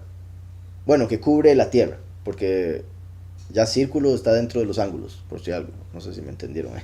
Pero entonces el firmamento cubre toda la tierra y ahí estarían los ángeles debajo, los 4 ángulos. Dice, sobre las cabezas de los seres vivientes había como una bóveda a manera de cristal maravilloso extendido por encima de sus cabezas. Y debajo de la bóveda, las alas de ellos estaban derechas. Voy a ver esta palabra bóveda. La palabra bóveda, por si algo, aparece en la escritura varias veces también para referirse al firmamento. Una expansión. Exacto. Porque Rakiyah en hebreo, que es firmamento, se refiere, la palabra hace alusión a extender un metal con golpes. Como agarrar un metal y darle con un martillo para que se vaya extendiendo hasta darle la forma que tiene el firmamento. Como un won. Los que cocinan, ¿verdad? Entonces, por eso ahí dice extensión, como expansión, como un metal que expandió debajo de, bendito Yahweh. Aquí donde dice bóveda, ¿qué es en hebreo? Rakiyah. En Génesis vemos que Yahweh hace el Rakiyah y le llama cielos. Hace el firmamento y lo llamó cielos en Génesis. Pero en hebreo dice Rakiyah y lo llamó Shamaim. Aquí estamos viendo que dice, y vi un Rakiyah encima. O sea, está viendo el firmamento encima como la bóveda. Entonces, a él se le está enseñando la estima de Yahweh. ¿Cuál es la estima de Yahweh? Que él es el creador. ¿Creador de qué? Del cielo y la tierra. ¿Qué es el cielo y la tierra? Su trono y su estrado. Porque es rey, su estima es la creación. Y por ende ahora él está viendo la estima de Yahweh. ¿Qué está viendo? La creación misma. Mi punto es, él está enseñando la forma de la tierra a Ezequiel. Dice, y debajo de la bóveda las alas de ellos estaban derechas, extendiéndose la una hacia la otra, como hablábamos ahora. Cada uno tenía 2 alas que cubrían su cuerpo. Cada uno tenía 2 alas que cubrían su cuerpo. Oí el sonido de sus alas cuando andaban. Era como el sonido de muchas aguas. ¿Verdad? Que obviamente lo literal es obvio, pero en lo espiritual, como el hecho de que, ¿qué es lo que rodea la tierra? Agua. Muchas aguas. Tanto así que entre más se extiende la tierra, el sol deja de pegar en una de esas partes, ¿verdad? El sol como un 8 moviéndose encima. Hay unas partes de la tierra donde no llega la luz del sol y por ende el agua se congela. Y ahí es donde se hace el muro que mantiene todo adentro. ¿Verdad? Porque la gente dice, ¿cómo se va a salir el agua? Se va a caer uno por el borde. Y lo usan eso como tratando de burlarse de uno. Por lo que uno cree. Lo toman como eso es el argumento con el que me traigo toda su estupidez. Cuando es una estupidez de argumento. Si pensaran un poquitito más. Entonces, también recordemos por si algo el firmamento, a pesar de que yo lo hago así siempre, que es como la forma más simple de verlo, es más complicado que eso. Es como lo que decía ahora del monte Joreb y Sinaí, con una base. La base sería la tierra, pero el firmamento tiene 2 cúspides. Por eso el sol se mueve como un 8. En cada cúspide hace un círculo. Y por eso norte y sur. Lo de la NASA lo ven como 2 hemisferios, pero en realidad sería así. Y por eso aquí las estrellas se mueven para un lado y aquí se mueven para el otro lado. ¿Está claro? Por si algo, porque hay mucha gente que dice, entonces ¿por qué en el sur se mueven las estrellas así, en el norte así? Eso quiere decir que está así. No, es así. Entonces el firmamento se está moviendo constantemente de una manera sorprendente, por eso es terrible, porque es difícil de entender. y, repito, hace que el sol y la luna se muevan como un 8 sobre la tierra. Y debajo de la bóveda las alas de ellos estaban derechas, extendiéndose la una hacia la otra. Cada uno tenía 2 alas que cubrían su cuerpo. Oí el sonido de sus alas. Qué curioso que hubo 2 templos. En la historia hubo 2 templos. Y el tabernáculo, como el Eliyahu y el primero y último. Ahora, en los 2 templos hubo arca en el primero y en el segundo no hubo arca. En el segundo, en este caso, el segundo fue cuando Yahushua llegó al mundo y destruyeron el templo después. En ese segundo no había arca, porque Yahushua es el templo, el último es el arca. Entonces cuando Yahushua vino no estaba el arca porque representa que vino el primero, no había venido el último. Entonces, en el primero hubo arca, en el otro no. Pero si vemos tabernáculo y primer templo, hubo arca aquí, hubo arca acá. Yahushua es el templo y él es el tabernáculo. Por eso nació el primer día del año cuando se estableció el tabernáculo, el Mishkan. Entonces Yahushua como la primer arca en el tabernáculo, 2 malachim así.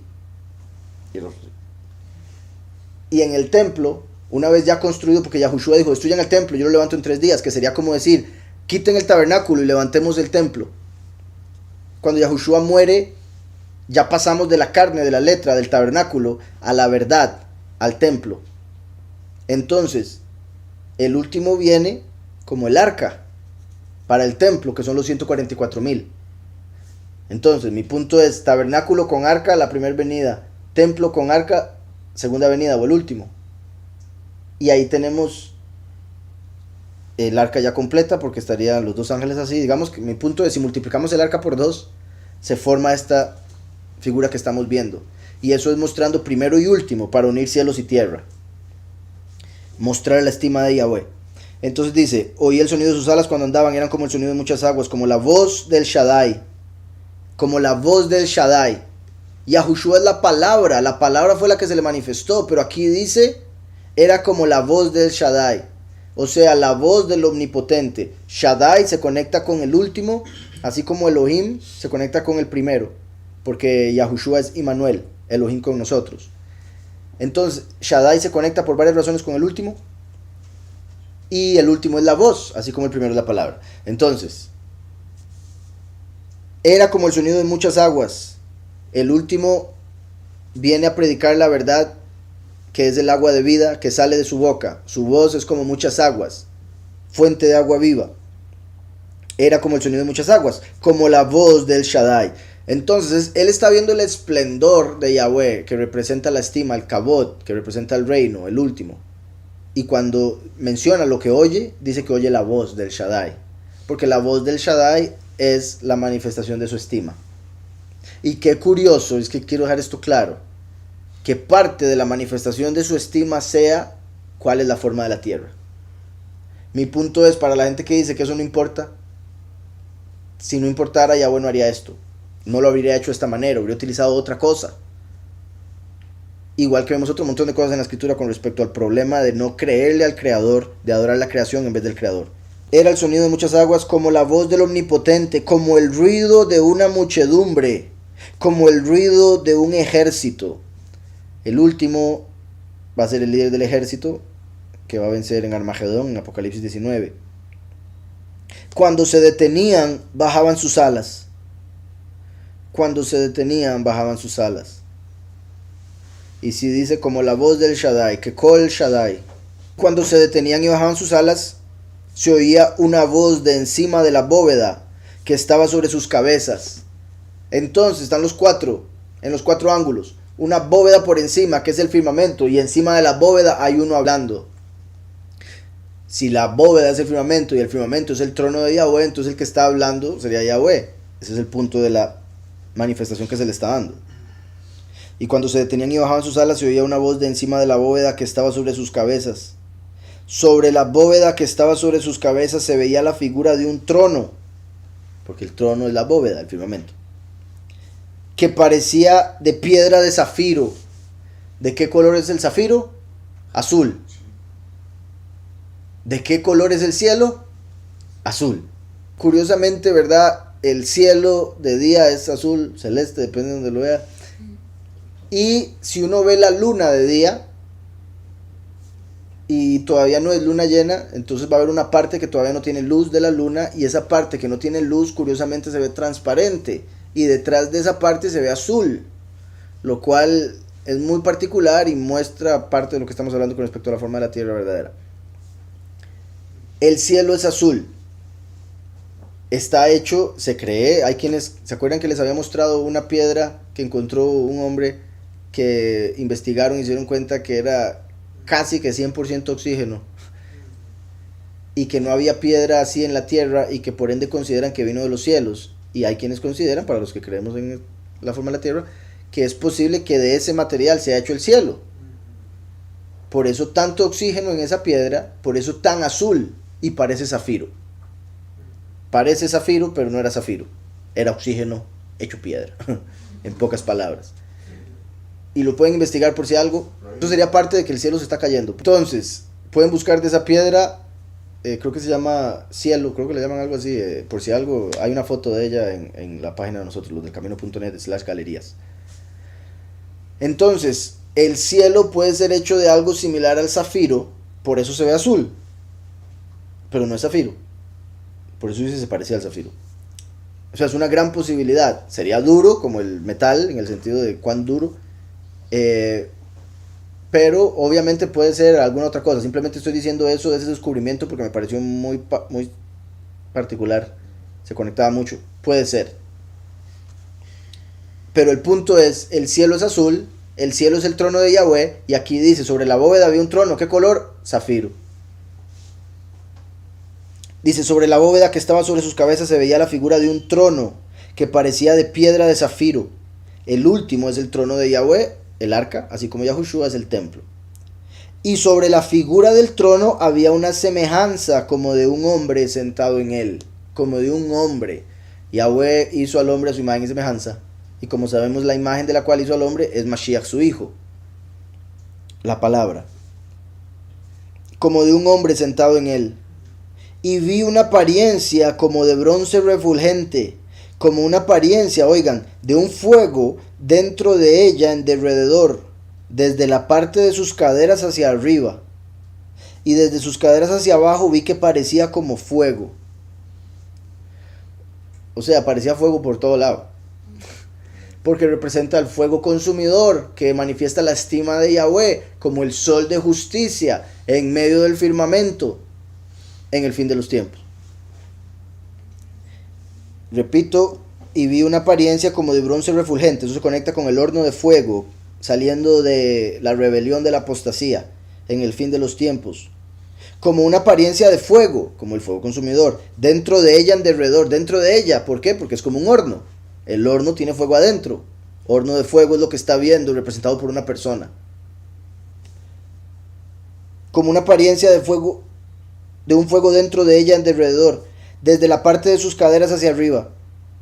O sea, como de aquí para arriba era como un horno, por dentro estaba el fuego y abajo era puro fuego. Y desde sus caderas hacia abajo vi que parecía como fuego y que tenía un resplandor alrededor. Un resplandor alrededor. El fuego producía un resplandor como el resplandor del sol. Pero curiosamente en Daniel vemos algo similar. Voy un momento a Daniel 7. Estuve mirando 7:9, hasta que fueron puestos unos tronos y se sentó un anciano de días. Su vestido era blanco como la nieve, oigan, el pelo de su cabeza como lana limpia. Su trono llama de fuego, y fuego ardiente las ruedas del mismo.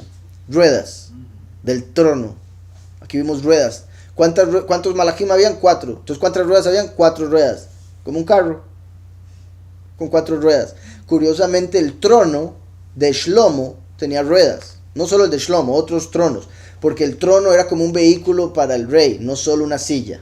Entonces habían unos tronos que hacían con ruedas. Por eso, de hecho, Merkabah en hebreo se le llama trono a donde andan los ángeles. Los ángeles se mueven en vehículos, que son merkabot. ¿Verdad? Un Merkabah es un trono con ruedas. Y es en lo que se dice que se mueven los malachim. Digo todo eso porque estamos viendo una manifestación del trono de Yahweh y se habló de 4 ruedas. Hasta se utilizó el término llantas. ¿Está claro? Entonces es como las 4 ruedas del trono de Yahweh. Como las 4 estaciones. del tiempo que se mueve en el firmamento. Entonces vemos en Daniel que dice que el trono era llama de fuego. ¿Se acuerdan? Como decía Abdías, Jacob, la casa de Jacob será un fuego y Yosef llama. El trono es Yosef, porque el trono es llama de fuego, Yosef es llama de fuego. El trono sería descendiente de Yosef. ¿Y qué se sienta sobre ese trono? La estima de Yahweh que viene de Yahushua. Entonces el trono era fuego y lo rodeaba un resplandor de fuego. Fuego ardiente, las ruedas del mismo. En Juan no lo voy a ir a leer, pero vemos algo similar, solo que lo rodea es un arco iris. ¿Por qué un arco iris? Yahweh hizo pacto con Noah, con el arco iris. Yahushua dijo: la venida del Hijo del Hombre será como los días de Noah. La venida del Hijo del Hombre, ¿quién es? Según Malaquías 3, el ángel del pacto. Según Daniel 9, el que confirma el pacto. El príncipe del pacto, según Daniel. Entonces el príncipe del pacto, el ángel del pacto, viene a confirmar el pacto. ¿Cuál pacto? El que hizo Yahushua. Viene con un arco, qué curioso, porque vienen los días como los días de Noé, cuando se hizo el arco como un pacto. ¿Y dónde sale el arco? En las nubes. ¿Cómo viene el último? Con las nubes. Lluvia tardía. Etcétera, etcétera, etcétera. Son un montón de cosas. Entonces, como lluvia tardía, con un arco, como el arco iris. ¿Y qué era lo que decía el pacto que hizo Yahweh con Noah? No volveré a destruir la tierra con agua. Entonces, el arco iris, ¿qué es lo que nos recuerda? No va a volver a destruir la tierra con agua. Esta vez va a ser con fuego. Esto es lo que nos recuerda que viene el fuego. O sea, el arco iris hace alusión al fuego consumidor que está por venir como castigo. Entonces, por eso Daniel ve un fuego que lo rodea y Juan ve un arco iris que lo rodea. Porque el arco iris nos recuerda el fuego. Y con el fuego o la luz del sol y el resplandor o el reflejo del firmamento, más un poquitito de agua en el cielo, se forma un arco iris. Entonces el arco iris se forma a través de la luz como de fuego, con el reflejo del firmamento. Como Yahushua la luz y su reflejo, que es el último, viene el arco, el pacto, como en los días de Noé. Claro todo eso. Entonces, dice, sobre la bóveda o raquilla que estaba sobre sus cabezas se veía la figura de un trono que parecía de piedra de zafiro. Sobre la figura del trono había una semejanza como de un hombre sentado en él, y vi la apariencia como de bronce refulgente, como una apariencia de fuego dentro de ella, en derredor, horno de fuego, de la parte de sus caderas hacia arriba y de sus caderas hacia abajo. Vi que parecía como fuego y que tenía un resplandor alrededor, como lo vimos en Daniel, como lo vimos en Juan, como el aspecto del arco iris, confirmando todo lo que decía. Entonces dice, y tenía un resplandor alrededor, como el aspecto del arco iris que está en las nubes en día de lluvia. Lluvia tardía, porque viene con las nubes, con un arco a confirmar el pacto. Está claro el montón de conexiones. Como el aspecto del arco iris, del arco de Yahweh. En hebreo no dice arco iris, dice el arco nada más. Dice 28. Quemaré como el aspecto Hakeshet del arco que está en las nubes en día de lluvia. Viene con las nubes como lluvia tardía, con un arco a confirmar el pacto. Así era el aspecto del resplandor alrededor. La única forma de hacer un arco iris es fuera del, o sea, al aire libre. Digamos, usted está lavando, la gente lava el carro, con solo eso ya se ve un arco iris ahí. Pero usted lava el carro en el garaje, cero arco iris. Para hacer un arco iris bajo techo tiene que haber espejo. Tiene que incluirse un espejo. Eso quiere decir que en el cielo hay un espejo y que no nos habían dicho. Y ese espejo es el firmamento. Por eso se hacen arco iris en la lluvia. Dice, así era el aspecto del resplandor alrededor. Esta fue la visión de la semejanza de la estima de Yahweh. Esto es lo que dice. Esta fue la visión de la semejanza de la estima de Yahweh. Dice, él, de hecho se podría decir él. Después dice, el aspecto de la semejanza de Mut, de la estima, Kebod Yahweh. Kebod o Kabod, la estima, el honor, el peso de su esplendor como rey, que se conecta con la segunda manifestación. Curiosamente dice semejanza, no dice imagen. Imagen y semejanza como primero y último. Yahweh hizo al hombre a imagen y semejanza, primero y último. Y aquí menciona semejanza como diciendo la revelación del último, que es el Kabod de Yahweh. Esta fue la visión de la semejanza de la estima de Yahweh, que fue lo que había pedido ver en Éxodo Moshe, y que representa la segunda venida, y que, como sabemos, es la tierra, según la imagen que acabamos de ver. Entonces eso quiere decir, por eso el último tiene que venir a tomar la tierra, a morir por la creación. Yahushua vino a morir por las almas de aquellos que están en la creación. Cuando la vi, me postré sobre mi rostro y oí la voz de uno que hablaba. La voz, nuevamente, como la voz que escucha Yahuhanan, que le da la revelación en Apocalipsis. Se vuelve para ver la voz y era el Malach Micael. Oí la voz de uno que hablaba.